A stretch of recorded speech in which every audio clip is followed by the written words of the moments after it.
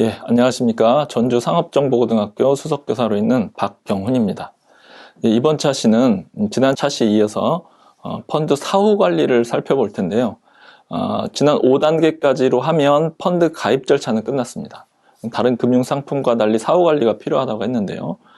이번 차시 첫 번째 사후 관리는 뭐냐면 고객님께서 투자하신 자금이 어디에 어떤 식으로 운용이 돼서 수익이 났든지 손실이 났든지 얼마가 났습니다. 이런 것들을 이제 알려주는 겁니다.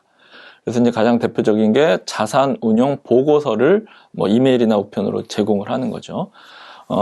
물론 가장 중요한 게 이제 이익이 났냐 손실이 났냐 하는 부분일 겁니다. 근데 혹시 만약에 이제 손실이 하더라도 손실이 이런 이유 때문에 났고 앞으로 이런 부분을 체계적으로 어떻게 보완을 해서 수익을 올릴 수 있도록 하겠다라는 정보를 제시해 준다면 고객 입장에서도 훨씬 더 믿음이 가겠죠. 그런 의미에서 자산운용 보고서라는 걸 제공을 합니다.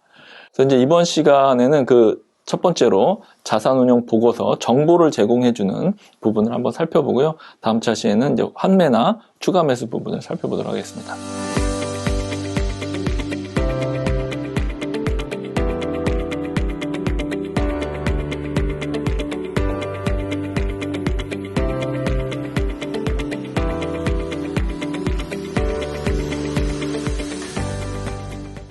자, 말씀드린 자산운용 보고서를 이제 제공을 해야 되는데요. 그 요소들을 하나씩 먼저 살펴보겠습니다. 양식을 보기 전에. 첫 번째가 펀드와 관련된 일반적인 내용들, 즉 종목명, 종류, 그다음에 어떻게 지금 자산부채 자본이 구성되어 있고, 구조는 어떻게 되어 있다, 도표나 그래프 같은 것들로 보여주는 일반적인 개요 부분이 있고요.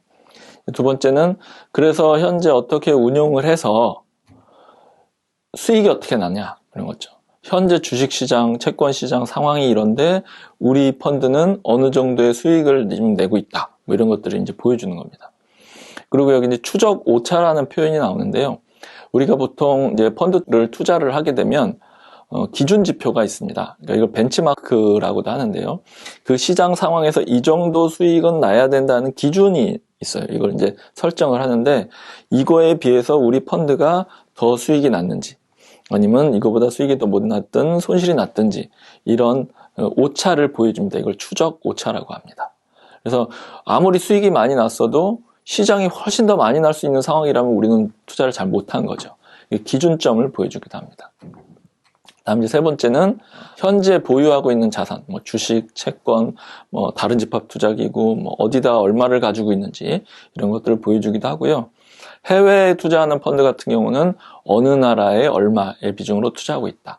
또 특히 중요한 게 해외 투자는 환율이 중요하다 그랬잖아요. 그래서 아무리 투자를 잘했어도 환율 때문에 손실을 보는 경우도 있습니다. 그럴 때를 대비해서 우리가 이 환율 변동에 따라서 손익이 왔다 갔다 하지 않도록 안전장치를 해놓는데 그걸 환헤지라고 하죠. 그래서 이런 환헤지를 우리 펀드는 어떻게 하고 있다. 이런 것들을 알려주기도 합니다. 다음은 사람의 문제인데요.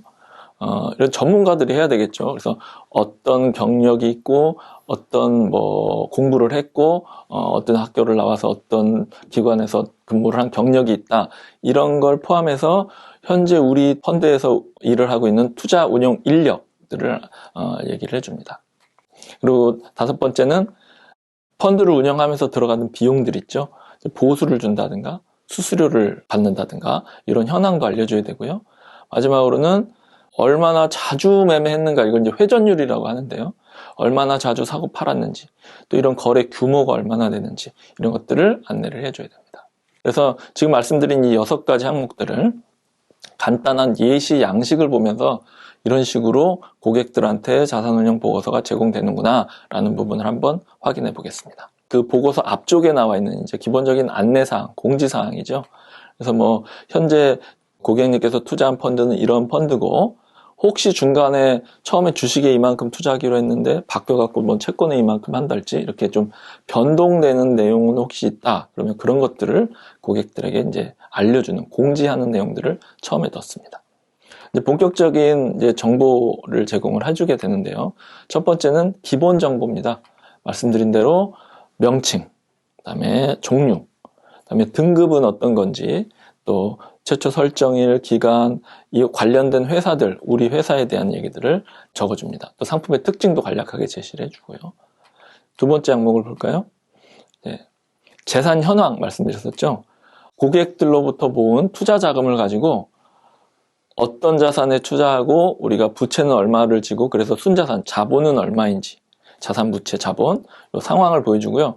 이 중에 제일 중요한 게 기준 가격입니다. 펀드는 투자하는 성과에 따라서 그 가치가 오르락 내리락 하거든요. 그럴 때 지금 현재 여러분이 투자한 펀드의 기준 가격은 얼마입니다 라는 거를 꼭 제시를 해줘야 됩니다.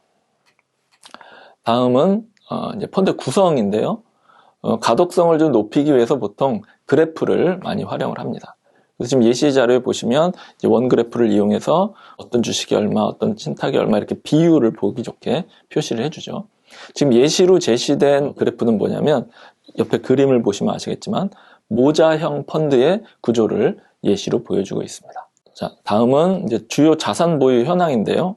고객으로부터 이제 모은 돈을 가지고 여기 예시에 보면 주식에는 얼마를 투자하고 있고 채권에는 얼마를 투자하고 있고 또 다른 기업들이 발행한 어음에는 얼마를 투자하고 있고 또 이제 다른 펀드, 즉 우리가 펀드이면서도 다른 펀드에 또 투자를 할 수 있거든요.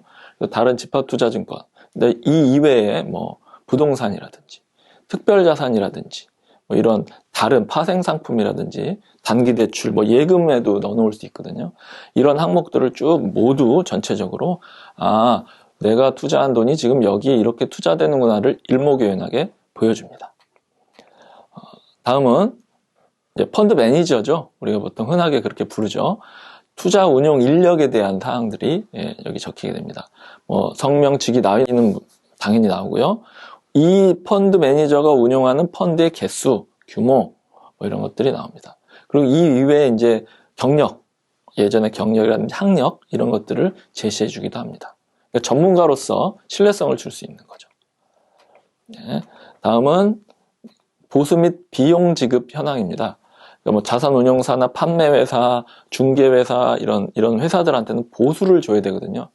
또 펀드 매니저가 우리 집합투자 회사가 고객의 자금을 가지고 와서 운용을 하다 보면 뭐 월급이라든지 이런 보수를 줘야 되죠. 이런 비용들 또는 고객이 가입할 때 판매회사에 주는 수수료, 환매를 하거나 할 때 하는 수수료, 이런 수수료 비용들이 어느 정도가 발생을 했는지 이런 사항들을 확인해 볼 수 있게 합니다. 이런 비용들을 제하고 나서 나머지가 이제 수익이 되는 거니까요. 다음은 투자자산 매매 내역입니다. 앞서 이제 잠깐 말씀드렸는데 주식을 대체 얼마나, 채권을 대체 얼마나 큰 규모로 투자를 하고 있는지. 첫째는 규모를 좀 알려줘야 되고요. 두 번째는 회전율인데요. 회전율이라는 건 이제 밑에 설명에 보면 해당 운영기간 중 매도한 주식가격 총액을 평균 주식 가격으로 나눈 거죠. 대체 이걸 얼마나 사고 팔고 이걸 횟수를 많이 했는가, 이걸 보통 우리가 회전율이라고 합니다.